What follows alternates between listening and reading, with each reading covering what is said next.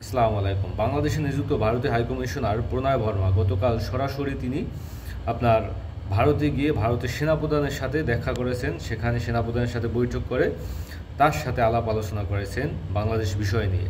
Just আপনি কল্পনা করেন, ভারতে নিযুক্ত ভারতীয় হাইকমিশনার তাকে সরাসরি সশরীরে গিয়ে কেন ভারতের সেনাপ্রধানের সাথে দেখা করতে হবে? বিষয়টা অন্যরকম। তিনি তো চাইলে হোয়াটসঅ্যাপে, ইমোতে, ভাইবারে বা ফোনের মাধ্যমে, ইমেইলে পর্যন্ত তিনি যোগাযোগ করতে পারতেন, ফ্যাক্স করতে পারতেন, কিন্তু সেগুলো না করে তিনি সিকিউরিটি পারপসে, মানে বাংলাদেশে হয়তো কারো ফোন অ্যাক্সেস করার কোনো ডিভাইস থাকতে পারে, সেটার মাধ্যমে তার গোপন তথ্য জেনে যাওয়ার ভয়েই হয়তো তিনি সেখানে ভারতে গিয়ে সরাসরি যোগাযোগ করেছেন বা কথাবার্তা বলেছেন ভারতের সেনাপ্রধানের সাথে।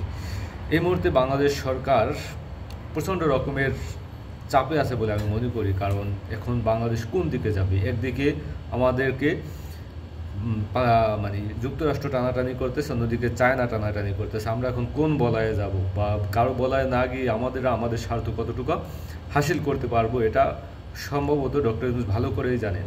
ঘটনার সূত্রপাত হয়, আপনারা জানেন যে মানে আমেরিকার একজন সিনেটর, আমেরিকা আপনারা জানেন যে 100 জন সিনেটর থাকে, এবং একজন সিনেটর মানে কতটা গুরুত্বপূর্ণ ব্যক্তি, তিনি বাংলাদেশে এসেছেন। বাংলাদেশে এসে প্রথম ডক্টর ইউনূসের সাথে সাক্ষাৎ করেছেন। ডক্টর ইউনূসের সাথে সাক্ষাৎ করার পর ওই সিনেটর আবার আপনার বাংলাদেশের সেনাপ্রধান জেনারেল ওয়াকারের সাথে সাক্ষাৎ করেছেন, এবং জেনারেল ওয়াকারের সাথে সাক্ষাৎ করার পর জেনারেল ওয়াকার আবার আপনার ডক্টর ইউনূসের সাক্ষাৎ করেছেন। জাস্ট আপনি কল্পনা করেন। তারপর আবার আমরা দেখলাম যে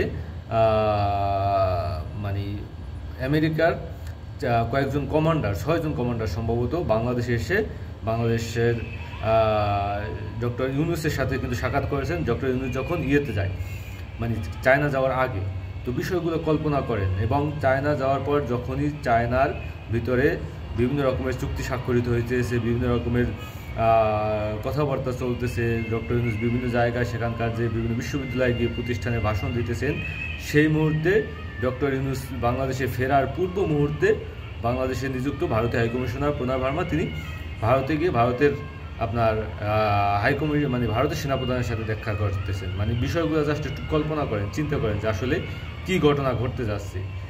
তো আসলে এর পরিপ্রেক্ষিতে বিভিন্ন রকমের কিন্তু আপনার সিদ্ধান্ত আসতে পারে, বিভিন্ন রকমের ঘটনা ঘটলেও ঘটতে পারে। এখন কি ঘটতে পারে সেটা এখন আমরা জানি না, কিন্তু ভিতরগতভাবে যে ডিপ স্টেট যেটাকে বলে, আপনি ভারতের ডিপ স্টেট বলেন, বাংলাদেশের ডিপ স্টেট বলেন, আমেরিকার ডিপ স্টেট বলেন, চায়নার ডিপ স্টেট বলেন, খুবই বাংলাদেশকে কেন্দ্র করে, রোহিঙ্গা মায়ানমারকে কেন্দ্র করে বিভিন্ন রকমের খেলা খেলতেছে ভিতরে ভিতরে। সেটা কি খেলা হয়তো আমরা জানি না, কিন্তু আমেরিকার যে জিনিসটা চাওয়া, যে তারা আসলে এখানে এই যে ভারতের 7 সিস্টারের ভিতরে আছে নাগা, মিজো, এখানে আপনারা জানেন যে খ্রিস্টানরা, মানে বেশিরভাগ ক্ষেত্রে এরা খ্রিস্টানরা এখানে বসবাস করে। তো এই জায়গাটাকে কেন্দ্র করে আমেরিকা চাইতেছে এখানে তারা একটা খ্রিস্টান বলয় তৈরি করবে। তারা এই জন্য করিডোর চাইতেছে, যে কোনোভাবে আমরা মায়ানমারে ঢুকে সেখানে যে অস্থিতিশীল পরিবেশ, সেখানে আমাদেরকে এখান দিয়ে একটা করিডোর দেওয়া হোক, আমরা যেন সেই জিনিসটার অ্যাক্সেস নিতে পারি এবং তাদেরকে সাহায্য সহযোগিতা করতে পারি, এবং তোমাদের রোহিঙ্গা ফেরানোর পক্ষ আমরা কাজ করব। এই অফারটা হয়তো আসতেছে আমেরিকার কাছ থেকে। এখন চায়না বলতেছে না, কোনোভাবে এখান থেকে তোমরা করিডোর দিতে পারবা না, এই চুক্তি কোনোভাবেই আমেরিকার সাথে করা যাবে না। এটা করলে এখানে আমেরিকা ঢুকে পড়বে, তোমাদের সাথে আমাদের সুসম্পর্ক থাকবে না, তোমরা একা হয়ে পড়বো, এবং আমেরিকা কিন্তু তোমাদেরকে চাইলে সাহায্য করতে পারবে না। এটাই বাস্তবতা। আসলেই আমেরিকা চাইলে আমাদেরকে সাহায্য করতে পারবে না, কারণ আমাদের শত্রু হলো ভারত। এখন আমেরিকা যদি এখানে ঢুকে যায়, আমেরিকাকে আমাদের সহযোগিতা করবে? আজ আমেরিকা আমাদের পক্ষে আছে, কাল ভারতের পক্ষে গিয়ে তারপর আমাদেরকে যে চেপে ধরবে না, চায়নাকে যে চেপে ধরবে না, এর কোনো মানে নাই। আপনারা দেখেছেন যে আমেরিকার বুদ্ধি নিয়ে ইউক্রেন ইতিমধ্যে বিভিন্নভাবে কিন্তু বিপদে পড়ে আসছে।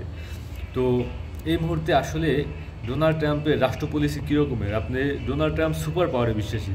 সে রাশিয়াকে ইউক্রেন দিয়ে দেয়, সে দখলদারদেরকে আপনার গাজা দিয়ে দেয়। এভাবে তিনি ওই ছোটো ছোটো জিনিসকে দিয়ে তারপর বড় বড় আপনার যে ইয়েগুলো আছে, সুপার পাওয়ারগুলো আছে, তাদেরকে খুশি রাখে। এই পলিসিতে ট্রাম্প আর কি আগাইতেছেন। এখন আপনি চিন্তা করেন যে আমাদেরকে সাহায্য সহযোগিতা কারা করতে পারবে? ভাই, আমেরিকা রয়েছে সেই 7 সমুদ্র 13 নদী পাড়ি দিয়াও। আমরা যদি বিপদে পড়ি, আমাদেরকে যদি ভারত থেকে কোনোভাবে আক্রমণ করা হয়, আমেরিকা সাহায্য পাঠাইতে সিদ্ধান্ত নিতে লাগবে 1 মাস, সাহায্য পাঠাইতে লাগবে 3 মাস। জিনিসগুলো বুঝতে হবে। আর আমরা যদি চায়নার মানে সাথে সুসম্পর্ক রক্ষা করে চলি, আজকে আমাদেরকে কেউ চেপে ধরার সাথে সাথে চায়না মিনিটের ভিতরেই বাংলাদেশকে সাহায্য সহযোগিতা করার সক্ষমতা রাখে।